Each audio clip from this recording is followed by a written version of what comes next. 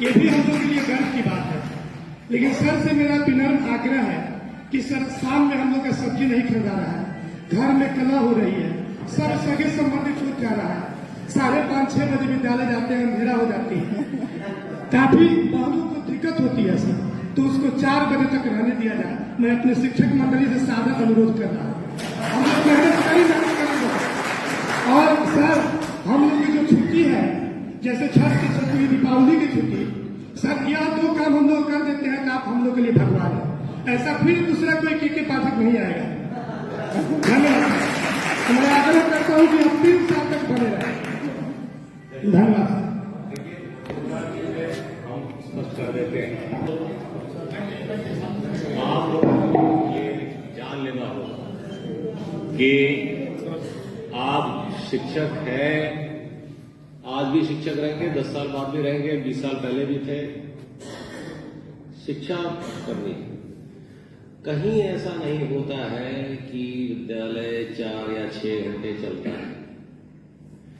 कहीं ऐसा नहीं होता है कि अगर गवर्नमेंट सर्वेंट बन गए, जैसे अभी आपने कहा कि आप सरकारी सेवक बनना चाहते हैं, घोषणा तो हो गई है माननीय मुख्यमंत्री महोदय की गांधी मैदान से, तो अब बस हम लोग उसको प्रक्रियात्मक उसमें जो थोड़ी बहुत देर हो रही है, काम आगे बढ़ रहा है, किसी भी क्षण ये हो सकता है। जब आप सरकारी सेवक बन जाएंगे तो 8 घंटा तो बैठ गए, तो कहानी खत्म। कहानी खत्म। वहां अब आपकी सब्जी, दाल, रोटी, भाजी, देखिए ऐसा है कि आप आए हैं बच्चों को पढ़ाने, ठीक है, आपके चलते नहीं चलते पीढ़ियां बर्बाद हो जाती हैं या पीढ़ियां संवर जाती हैं। अगर आप घड़ी देख के आइएगा जाइएगा, ये बड़ा पुनीत काम है। मैंने कहा ना, इसमें क्या प्रमोशन है। आज भी शिक्षक रहेंगे, 30 साल बाद भी शिक्षक रहेंगे, लेकिन जब सम्मान मिलता है ना गांव में, वो किसी और को नहीं मिलता। एक शिक्षक है और एक डॉक्टर है, यही 2 पेशा है जिसको पब्लिक जो है भगवान मानती है। अगर ढंग से काम होता तो देख लीजिए, एक अनुशासन तो हम कहीं कॉम्प्रोमाइज नहीं करेंगे। 8 घंटा आपने रहना है, अब जब रहना है तो पढ़ा भी दीजिए, और जो पढ़ना चाहते हैं उन्हीं को पढ़ाइए। 3:30 तक बच्चे पढ़ेंगे, 3:30 के बाद कमजोर बच्चों को चिन्हित कीजिए। आपको मालूम है ये मिशन दक्ष का निर्णय क्यों लिया गया? ये निर्णय इसलिए लिया गया कि कक्षा 8वीं में बच्चे पहुंच गए हैं, किताब किस सब्जेक्ट की है उसको लेकर के पढ़ नहीं पा रहा है कि किस सब्जेक्ट की किताब है। पिताजी क्या करते हैं? मजदूर है।